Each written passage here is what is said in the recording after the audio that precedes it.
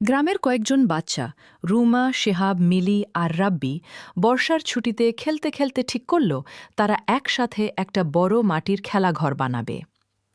তারা পুকুর পাড়ের নরম মাটি দিয়ে দেয়াল, ছাদ আর ছোট্ট দরজা বানালো। ঘরের সামনে ফুল গাছ লাগালো, ভেতরে খেলনা সাজালো।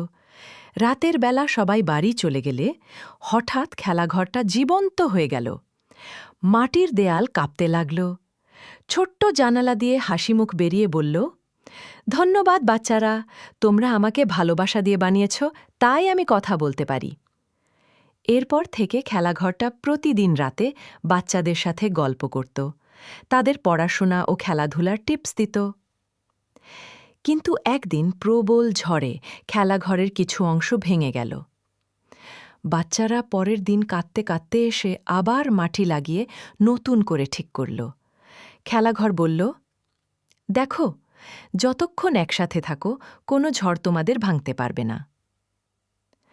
গল্প শেষ হয় বাচ্চাদের হাসি আর খেলাঘরের মৃদু গান দিয়ে।